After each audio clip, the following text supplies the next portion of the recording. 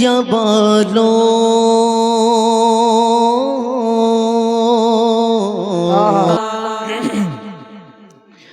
ढल के मुस्तफा के इश्क में साहिब जमाल हो गया ढल के मुस्तफा के इश्क में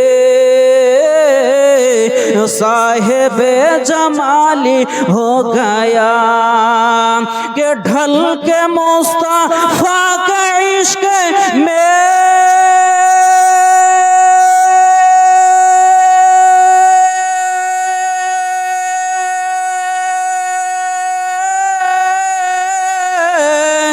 ढल के मुस्तफा के इश्क में साहिब जमाल हो गया साहिब जमाल हो गया एक गुलाम काले रंग का हजरत बेलाल हो गया एक गुलाम काले रंग का हजरत बेलाल हो गया এই হযরত বেলালের ঘটনা শোনেন হযরত বেলাল হাবশী রাদিয়াল্লাহু তাআলা আন বাবা কালো রং ছিল কালো রং কিন্তু ভেতর ছিল একেবারে আপনার দুধ চাইতে আলো ইমানের আপনার সাজানো আলো এই হযরত বেলাল হাবশী রাদিয়াল্লাহু তাআলা আনহুকে তার আপনার গৃহস্থ এবং মালিক খবর পেয়ে নিজের দরবারে ডাকলো ডাকার পরে হযরতে বেলালকে বলে হযরতে বেলাল তুমি বলো ওই মক্কার মুহাম্মদ বিন আব্দুল্লাহর হাতে নাকি তুমি কলেমা পড়ে মুসলমান হয়েছো রে হযরতে বেলাল হাবশী রাদিয়াল্লাহু তাআলা আনহু বলছে জি হ্যাঁ হুজুর আমি মুহাম্মদ বিন আব্দুল্লাহর হাতে বায়াত এবং মুরিদ হয়ে ইসলামে দীক্ষিত হয়েছি বেরাদার মুআজ্জাজ সামিনে কেরাম হযরত বেলালকে বলা হলো কলেমাকে ছেড়ে দাও কলেমাকে বর্জন করে দাও রে না হলে তোমার মাথাকে দুই খণ্ড করব হযরত বেলাল হাবশী রাদিয়াল্লাহু তাআলা আনহু বলছেন আমার জান যায় যাবে কিন্তু নবীর কাছে পড়া কলেমায় আমি ছাড়ব না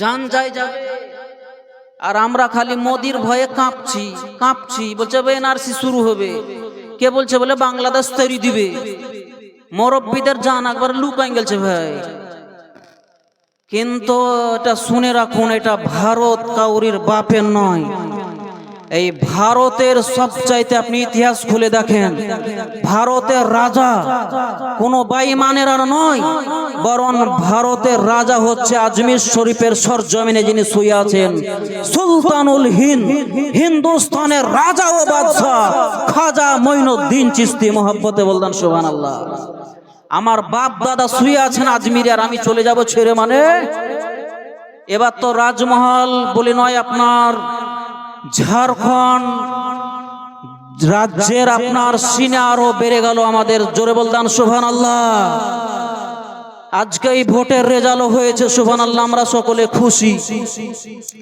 বেরাদান ইসলাম মুআজ্জাজ বলতে গিয়ে বলছিলাম হযরতে বেলাল বলছে জান যায় যাবে ওই একবার পার্লামেন্টে দাঁড়াই বলছে আমি কলমা ছাড়বো না কি বলছেন আপনি কি করে নেবেন আমার রাজাকে বলছে রাজা জল্লাদদেরকে বলছে এই জল্লাদ এই তাড়াতাড়ি ওই ফাঁকা ময়দানে নিয়ে যাও তোকে ফাঁকা ময়দানে নিয়ে চিত পরিশ্রমকে যথেষ্ট সাজা দাও হযরত বেলাল হাবশী রাদিয়াল্লাহু তাআলা আনহুকে বাবা জল্লাদেরা দুটো হাতকে দুটো ঠ্যাংকে মজবুত করে বাঁধলো। বেরাদার মুআজ্জাজ সামিনে কেরাম হযরতে বেলাল হাবশী রাদিয়াল্লাহু তাআলা আনহুর পিঠে এমন ভাবে চাবুক মারা হলো চামড়া যেন ফেটে যায় এবং পিঠ থেকে আপনার দরদর করে রক্ত বাহির হয়। হযরতে বেলাল হাবশী রাদিয়াল্লাহু তাআলা আনহু তবুও মুখে আপনার গুনগুন নয়, উঁচু উঁচু আওয়াজে জোরে সোরে হযরতে বেলাল হাবশী আপনার কলেমা পড়ে যাচ্ছে। না বাপজি ভাইরা, এই করতে করতে আপনার ওই দাসেরা ওই কর্মচারীরা বাদশাকে বলে, আব্বা হুজুর আমরা বেলাল হাবশীর পিঠের চামড়াকে ছড়িয়ে দিলাম, কিন্তু এখন পর্যন্ত হযরতে বেলাল হাবশী কলেমা ছড়েনি, এখন উপায় কি হবে? হযরতে বেলাল হাবশী রাদিয়াল্লাহু তাআলা আনহুর ব্যাপারে বলা হলো ওকে আবার চিৎ করে শোয়া, চিৎ করে শোয়াই দাও। চিৎ করে শোয়ার পরে আপনার এত মোটা ভারী একদম ওই গরম পাথরকে আপনার হযরতে বেলাল হাবশীর সিনাতে চাপানো হলো। আহ হাই রে কষ্ট ভাই, ওই পাথর যদি আমাদের সিনাতে চাপে তো আমাদের হাড় হুড্ডি ফাটি ভেঙে পরানপুরের একবার ওই নদীতে যাই পড়বে মনে হয়েছে। হযরতে বেলাল হাবশী দ্বিতীয় সাজা হলো, তবু হযরতে বেলাল হাবশী রাদিয়াল্লাহু তাআলা প্রতিমধ্যে বিরাজমান উনি কলেমা বর্জন করলেন না। এবার হযরতে বেলাল হাবশীর দুটো ঠ্যাংকে মজবুত করে বাঁধা হলো, আর হওয়ার পরে আপনার নরম নয় বরং গরম বালিতে আপনার কুকুরের মতো টানাটানি করে হযরতে বেলাল হাবশী রাদিয়াল্লাহু তাআলা আনহুর আপনার শরীর থেকে এত মোটা মোটা ফোসা হয়ে যায়, আর ফোসাগুলো আপনার কেটে আপনার দরদর করে পানি কখনো রক্ত বাহির হয়। তবুও হযরতে বেলাল হাবশী বলছেন তোমরা আরো মানো রে, আমার জানটা চলে যায় যাবে রে, কিন্তু ভুলেও আমি এই নবীর কলেমাকে ছাড়ব না। বাপজি ভাইরা, হযরতে বেলাল হাবশী রাদিয়াল্লাহু তাআলা আনহু ওনার যেন শরীর কেটে ফেটে রক্ত দরদর করে বাহির হয়ে ওই স্থানটা পুরো লাল বর্ণের হয়ে গেল। তবুও হযরতে বেলাল বলেন, আমি নবীর কাছ থেকে যে কলেমা শিখলাম, নবীর কাছ থেকে যে কলেমা পড়লাম, আমি জীবনে কলেমাকে ছাড়ব না।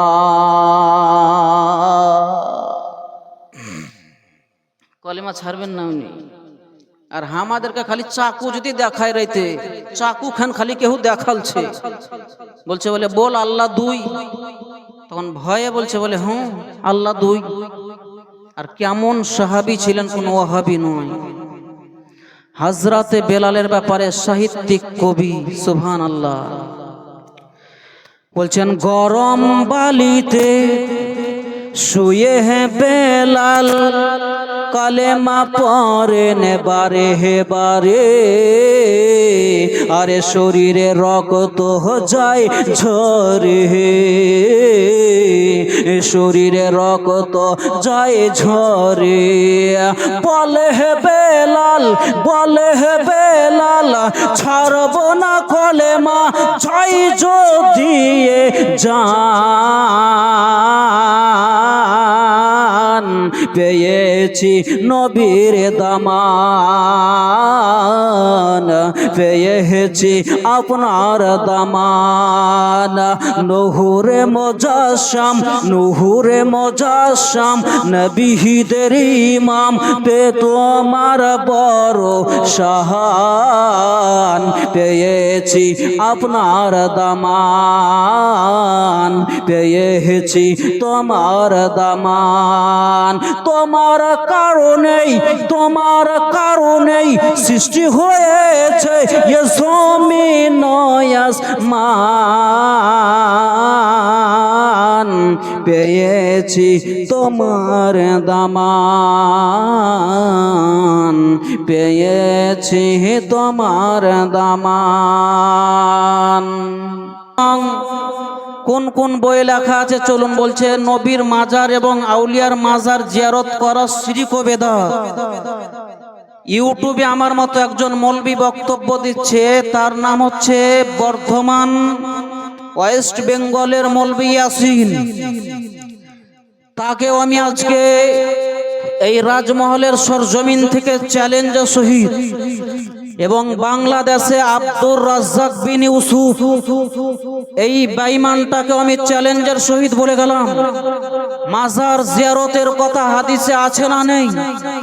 পৃষ্ঠা নম্বর সহ, আপনার রেফারেন্স সহ, দলিল পর্চা সহ কথা। কিতাবের নাম হচ্ছে দারে কুতনি, পৃষ্ঠা নম্বর 67। কিতাবের নাম হচ্ছে বাইহাকি শরীফ, পৃষ্ঠা নম্বর 77, 77, লাইন নম্বর 21-22 লেখা আছে, আল্লাহর রাসূল বলছেন, মান যারা কবরি ওয়াজাবাত লাহু শাফাআতি। আল্লাহর রাসূল বলেছেন, আমার মাজারে আকদাসকে যে একবার জিয়ারত করবে, আমি নবী, আমার প্রতি ওয়াজিব হয়ে গেল সেই ব্যক্তির শাফাত করে জান্নাতে ভরে দেওয়া। মহব্বতে বলতাম সুবহানাল্লাহ। শুধু এখানে শেষ নয়, এবার চলেন আপনাকে নিয়ে যাই মাসনবী শরীফ। মাওলানা জালালউদ্দিন রুমি, বিখ্যাত বড় আলেমে দ্বীন, উনি ফার্সিতে লিখেছেন 98 নম্বর পৃষ্ঠা 15-16 নম্বর লাইনে বলছেন, এক জামানা সুহবাতে বা আউলিয়া বেহতার আজ সাত সালা তাতে বেরিয়া। ফার্সিতে বলছেন, বলছেন যে কিছুক্ষণ সময় বুজুর্গানে দিন, আউলিয়ায়ে কেরামের নিকটে এবং যারা ওলামায়ে রব্বানি এবং ওলামায়ে জিনারা হাকিকি আলেম, তাদের সন্নিকটে কিছুক্ষণ বসে থাকা মানে 100 বছরের ইবাদত বন্দেগী চাইতে বেশি উত্তম এবং ভালো। ওই বইয়ে লেখা আছে 99 নম্বর পৃষ্ঠা 18, 19 নয় বরং 22, 23 নম্বর লাইনে বলছে যে জুজে মোহাম্মদ নিস দারে আরদো সামা, বলছে জমিন আসমানে মোহাম্মদ সাল্লাল্লাহু আলাইহি সাল্লাম ছাড়া আর কিছুই নেই, কিছুই নেই। ওই মাসনবী শরীফের শেষ একদম লাইনে বলছেন, এক মান ইলিম রা দহমান আকাল বায়া। এটা গুলিস্তা বুস্তাতেও লেখা আছে, বলছে 1 মন ইলিম বা বিদ্যার জন্য 10 মন বুদ্ধির প্রয়োজন। বেরাদান ইসলাম, আর দুটো হাদিস শুনি এবার আমার বক্তব্যে যায়। বুখারী শরীফ দ্বিতীয় খণ্ড পৃষ্ঠা নম্বর 1084, কিতাবুল ইতিসাম, রাবির নাম হযরত আবু হুরায়রা, লেখা আছে আনাবি হুরায়রা কলা কলা রাসূলুল্লাহ সাল্লাল্লাহু তাআলা আলাইহি ওয়াসাল্লাম।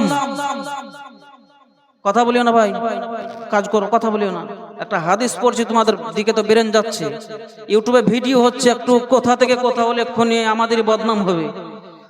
আপনারা হয়তো আজ জলসা শুনলেন, শান্তি পেলেন, আমি এখানে আজকে আছি, কালকেও মনে হয় থাকবো, পরশু হলে আবার চলে যাব বর্ধমানে প্রোগ্রাম, মঙ্গলবার। প্রতি রাত্রেই বকতে হয় আমাদেরকে, ইউটিউবারদের সম্মুখীন হতে হয়। এই ক্যামেরার সামনে কথা বলা যা তা ব্যাপার নয়। একটুকু কিছু হলে ওইটুকুকে কেটে আবার সারা পৃথিবী। বাংলাদেশে একটা মৌলবি বক্তব্য দিতে দিতে বলেছে মুরব্বি এতটুকু কথা বলেছে তো একবার ভাইরাল। রাস্তাতে ছোট ছেলেরা বলছে, বাচ্চারা বলছে মুরব্বি ওরাও বলছে।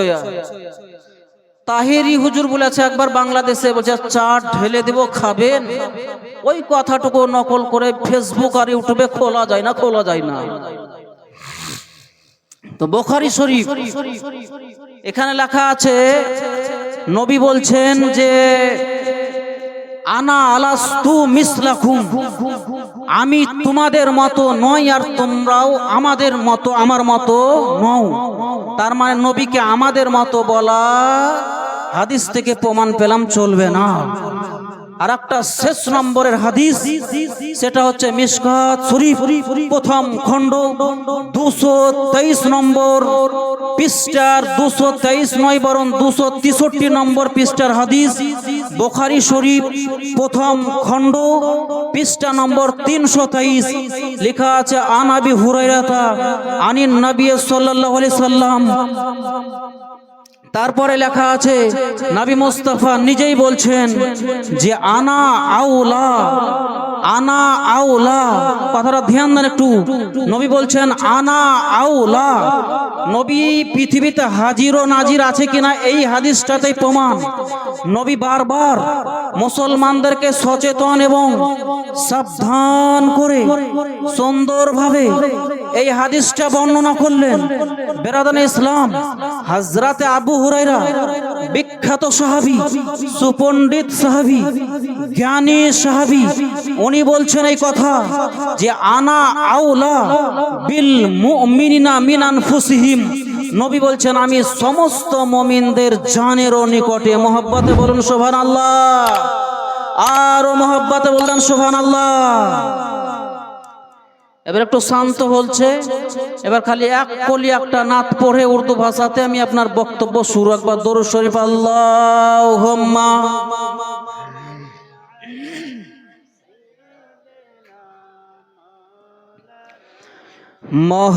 মুহাম্মাদ ওয়া আলা। এই যুবক ভাইরা, জলসাতে আজকে আপনাদের জন্য একটা বড় শিক্ষণীয় বিষয়। কোন হুজুর বলুক আর না বলুক আমি বলবই।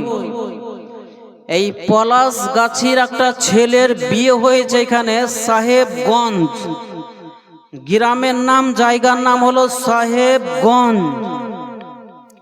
বিয়ে হয়েছে, তখন ওর বন্ধু বলছে হ্যাঁ জি তোমার যে বিয়া ঠিক হইলো তো তুমি নামাজ কি পড়বে না? ইমাম সাহেবের কাছে যাও না জি।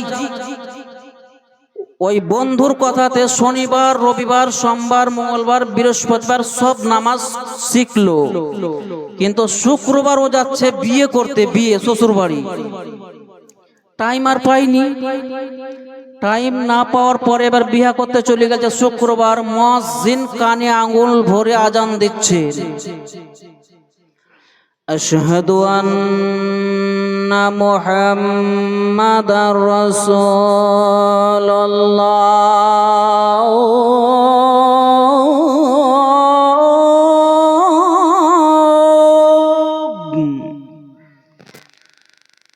আশহাদু আন্না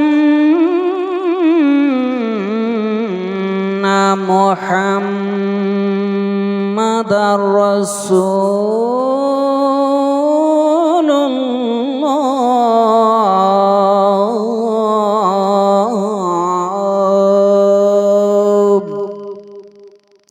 তো ওনার বন্ধু হুঁড়েছে, ওকে বলছে নতুন জামাইকে, নয়া দামাদ দুলহা, বলছে নামাজ পড়তে চোখে নেবে, নামাজ পড়তে চোখে নেবে।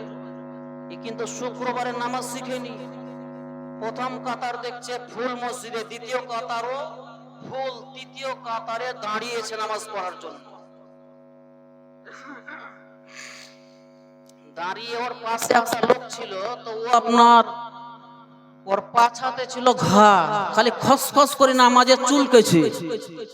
তখন এই নতুন নামাজি জামাই, ও তো আর জানে না, ও ভাবছে নামাজে করতে হয়, ও চুলকেছে, ওর দেখা দেখি। ও এরকম ভাবে মশা মারছে, তখন ওই জামাইটাও মশা মারছে। আর ওই নানা শ্বশুরের একটা বৈশিষ্ট্য ছিল, পায়ে হ্যান্ডিক্যাপ, বলছে কানা খোরা, এক আঙুলের বাড়া, কানা খোরা এক আঙুলের বাড়া, এটা প্রবাদ বাক্য। বলছে যেখানেই বাঘের ভয় সেখানেই সন্ধ্যা হয়। এবার জামাই কি করেছে, আপনার নানা শ্বশুর আগেও পায়ে হ্যান্ডিক্যাপ, সিজদাতে গেলছে আর পাটাকে বাড়াই দিয়েছে এরকম ভাবে। আর পাটাকে বাড়াই দেওয়ার পর লেগেছে জামাইয়ের কপালে ঠুক করে, নতুন জামাই। তখন জামাই বলছে এটাই জুম্মার নামাজের প্রথম শর্ত, এ জুমা কি নামাজ কি পহলি শর্ত है। তখন এরকম ভাবে বলছে, বলতে বলতে বলছে তাহলে এটা আমাকে করতে হবে। ও প্যানকে গুটে ওর পিছন কাতারে যে ছিল করে ভ্যাক করে 1 লাখ। তখন ওই লোকটা মসজিদে বলছে ইয়ে করে গেলাম, একবারে চিৎকার করে গোটা মসজিদ ভেঙে গেল। সব নামাজ ছেড়ে বলছে কি হলো রে, কি হলো রে? তখন বলছে দেখো হুসমুটা জামাই, সিজদাতে ছিল আমার মাথায় টুপি পরা, তাও করে ভ্যাক করে লাত মারি দিলে, বলে ভ্যাক করি আমার কপাল ফেটি গেল, ভাই ফেটি গেল। শ্বশুর জানতে পারি বলছে হ্যাঁ এইরকম জামাই আমার মেয়ে একদম টাটকা তাজা, ডাক্তারি পাস করে সেই ইউপি থেকে, একদম রাজমহলের মধ্যে নামি দামি ডাক্তার, আমার শিক্ষিত মেয়ের এই হুসমোটা জামাইয়ের সঙ্গে আর বিয়ে দিব না। চলে গেল, আপনার বিয়ে ভেঙে গেল। তার মানে কি বুঝতে পারা গেল, যুবক ভাইরা যদি নামাজ পড়তো তাহলে এই কেলেঙ্কারি হতো না, আর বিয়ে ভাঙতো না। করে বউটা ভাই পরীর মতো সাদা, জামাইয়ের আর বাড়িতে এসে ঘুম হয় না ভাই। ওই বহুর একবার ফটো দেখেছে, পরীর মতো সাদা, দুধের মতো ফর্সা, খুব সুরাত লড়কি, জান ভরা। ওকে আর ভুলতে পারে না। বাড়িতে এসে ওর মাকে বলছে মা বিহা দিবি তো দে, না হলে আমি চান দিব, বিহা দিবি তো দে, না হলে আমি চান দিব। খালি ওই করছো। তো বেরাদার ইসলাম মহাসাস ঠিক তেমনি এই প্লাস গাছির এই সাইডে দেখবেন একটা মসজিদ আছে, মসজিদ। এই মসজিদ এই মাগরিবের নামাজের পর 3 জন বন্ধু, এইখানে আপনার গ্রামটির নাম, জায়গাটির নাম হচ্ছে ইংলিশ। কি নাম বললাম? ইংলিশ, অথবা উদবা না রুদবা একটা জায়গা আছে করে, উতুয়া নাকি যদুয়া, হ্যাঁ উদুয়া। এখানে আপনার বিরাট বড় জলসা হচ্ছে। তোরা 3 বন্ধু, এক বন্ধু হচ্ছে 2 চোখের কানা, আর এক বন্ধু হচ্ছে আপনার পায়ের হ্যান্ডিক্যাপ, 3 নম্বর বন্ধু হচ্ছে আপনার ফকির বাবা, মানে ভিক্ষুক, ভিক্ষা করি খায়। জলসা শুনতে যাচ্ছে একবারে এই পলাশ গাছি থেকে একদম সাহেবগঞ্জ বা ইংলিশ। এখানে ঘাড়ে গামছাতে দুটো মুড়ি বেঁধে নিয়েছে, মুড়ি। যেতে যেতে এই কানা বলছে বলে ওবে দেখ আসমানে যা তারা ভাই, চরম তারা, দারুণ আলো। তখন হ্যান্ডিক্যাপ বলছে মার শালাকে, ফকির বাবা বলছে মার শালাকে, যত টাকা লাগে আমি দেব। ওর তো চোখ নাই তো তারা দেখলে কেমন আসমানে, এত পা নাই, ঘোড়া। কি বলছে বলে ওকে মার শালাকে। আর ওর আবার ভিক্ষা করি খায়, ও আবার বলছে বলে মার শালাকে যত টাকা লাগে আমি দিব।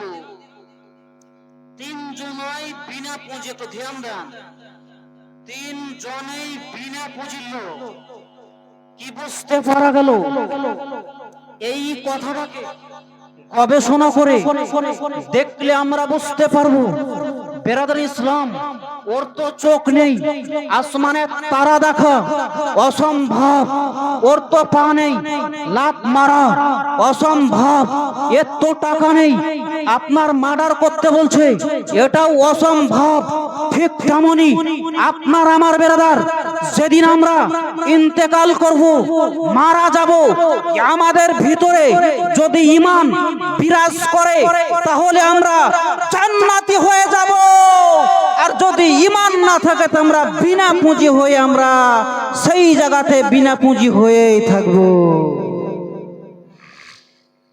যার জন্য আমাদের প্রয়োজন ঈমানদার হওয়া। এই পলাশ গাছির মাঠে ভোরবেলায় দুটো লোককে একবারে গামছাকে এমন ভাবে লঙ্গিকে একদম চেরি বেঁধেছে, বেঁধিয়ে মাটিকে সেনে কাপড়কে সুন্দরভাবে গুটিয়ে একটা কাঠের তৈরি করা ফর্মা, ওতে লেখা আছে HERO হিরো। মাটিকে ভরছে এরকম করছে, তৈরি হচ্ছে ইট। ইট বুঝেন না? ইট পাকা ঘর তৈরি হয়, ইট ইট তৈরি হচ্ছে। আমেরিকা থেকে একটা লোক এসছে আপনার এই রাজমহল দেখবে বলে। ও দেখছে আপনার এখানে 5 লক্ষ ইটের ভাটা। দেখিও আপা, প্রত্যেকটা ইটের গায়ে হিরো লেখা আছে, হিরো। হিরো দেখে ওর মাথা ঘুরে গেছে। এত ইটে হিরো লেখলে ভাই কেমন করি লেখলে? এত আমাদের দেশে নেই। এই কথা বলছে যে এত আমাদের দেশে নেই, তার মানে কি 5 লক্ষ ইটে হিরো কথা লেখার জন্য একটা ফরমাই যথেষ্ট।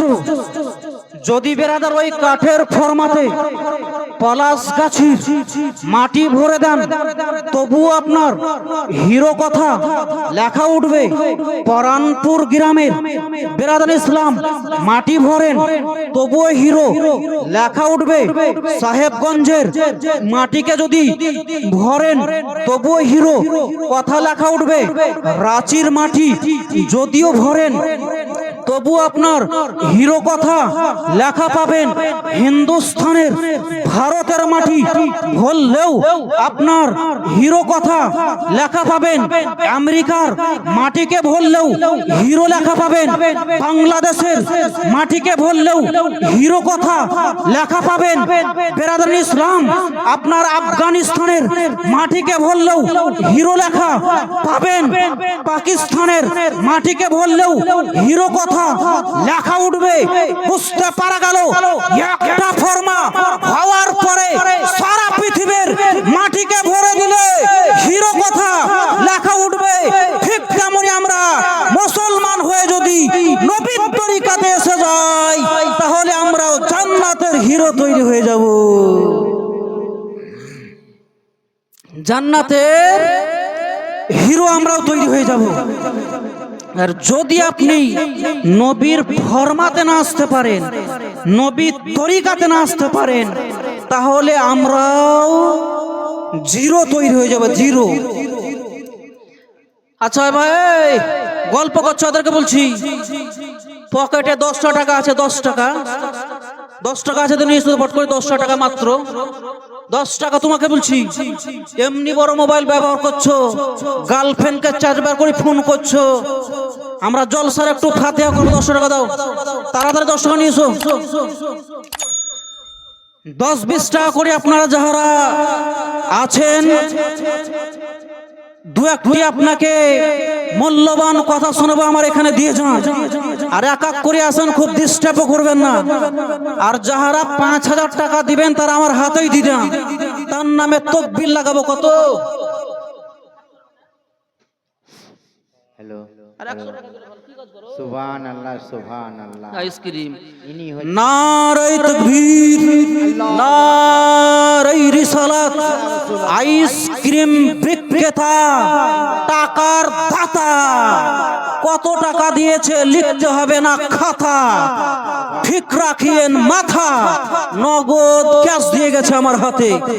বেরাদার ইসলাম মুআজ্জাজ, 500টা টাকা যদি এক ব্যক্তি পাক পাঞ্জাতের নামে দিতে পারতেন, তারও আমি একটু সুন্দর কয়েকটি কথা আপনাদের বলবো। যাহাদের গার্লফ্রেন্ড আছে, গার্লফ্রেন্ড, ওই গার্লফ্রেন্ডের ব্যাপারে কয়েকটি আমি কথা শেষে বলবো ভাই, পালাবো না। 500 টাকা খালি মাত্র। আর মা খালা তোমরাও বেরি বেঁধে বেঁধে হাতে একদম কালো ময়লা পড়ে গেছে। তোমাদেরকেও বলছি সারা বছর নামাজ রোজা তো করতে পারো না, এক মাস রোজাও কতজনের হয় না। বলছে বলে শরীর অসুস্থ, ব্যারামি ছুটে না ভাই। তো আমি একটা কথা বলি আপনাদেরকে, একটা মাওলানা সাহেব, একটা ঘটনা আমার মনে পড়ে গেল। একটা মাওলানা সাহেবকে এলাকার লোক ভালোবেসে জালসা শোনার লেগে নিয়ে এসছে স্টেজে মাইক ধরেই বলছে আসসালামু আলাইকুম। শ্রোতাদেরকে বলছে আপনারা কি বুঝতে পারলেন?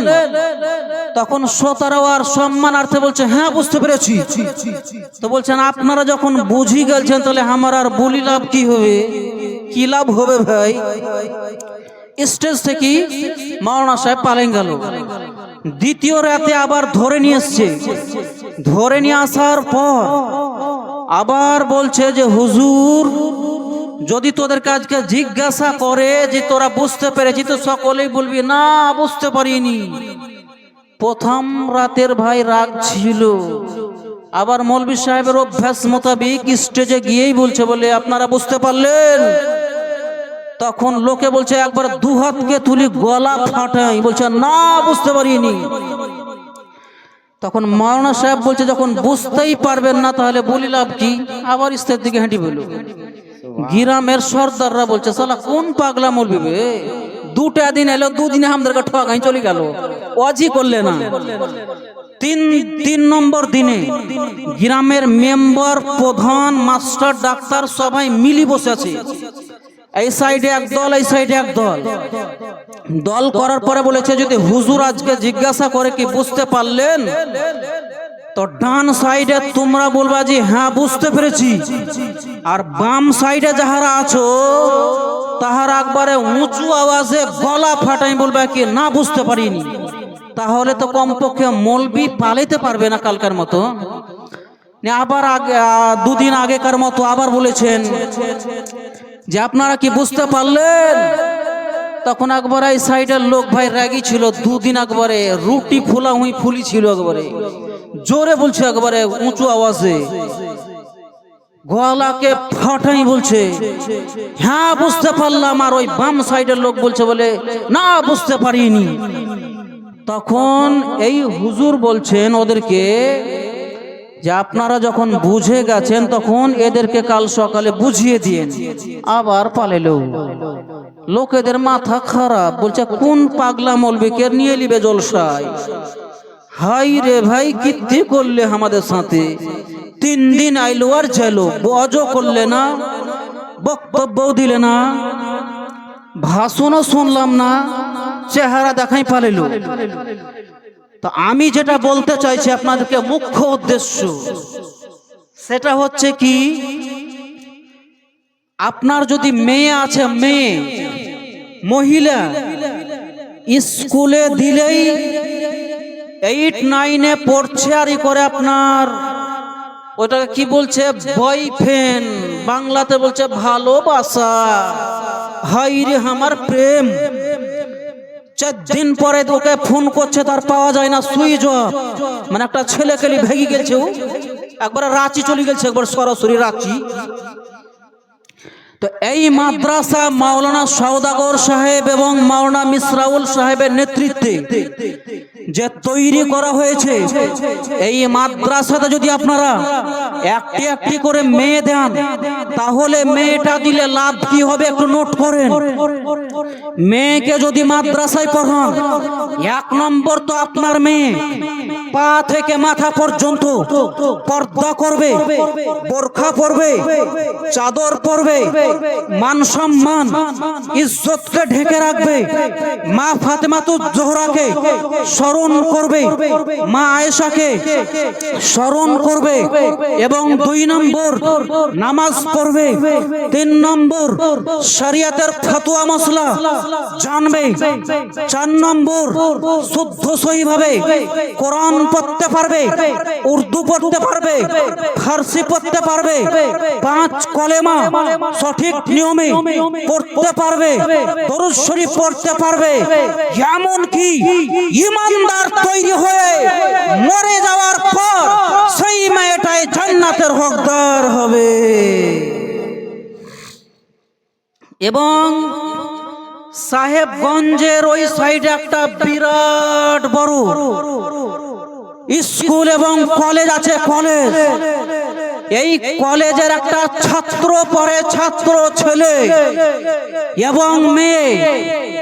এই মেয়ের পায়ের নিচে 5 টাকা দামের কাগজও বিছানো হয় না, কিন্তু পলাশগাছি গ্রামের মহিলা মাদ্রাসার যারা ছাত্রী, এই মাদ্রাসায় পড়ার পর লাভ কি হবে, ফ্যাসিলিটি কি, কোয়ালিটি কি, বেরাদার ইসলাম আল্লাহ তাআলা আকা মুস্তাফার হাদিসকে সামনে রেখে স্টাডি করে দেখেন। আল্লাহর রাসূল বলছেন, একজন মাদ্রাসার ছাত্র অথবা ছাত্রী যখনই রাস্তা দিয়ে হেঁটে যাবে, তখনই জান্নাতের ফেরেশতারা তার পায়ের নিচে পর বিছাতে বিছাতে যাবে এবং সেই ছাত্র ছাত্রীটা পড়ার কালে মারা গেলে বেশক জান্নাতে যাবে। বক্তব্য মনে হয় আমার বাংলা ভাষা বুঝতে পারেন নাকি?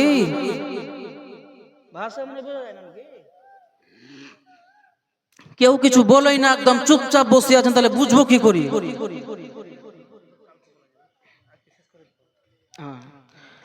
আর একটা আমি শেষ পয়েন্টের কথা বলি তাই, ওই আপনার সাহেবগঞ্জের ওই ছাত্রটাকে স্যারের একটা আইডেন্টি কার্ড তৈরি করে দিয়েছে। ওর ফ্যাসিলিটি হচ্ছে 1/3, মানে বাসে যাবে, ট্রেনে যাবে তো সরকারের তরফ থেকে 3 ভাগের 1 ভাগ ভাড়া লাগবে আর 2 ভাগ মাফ হয়ে যাবে।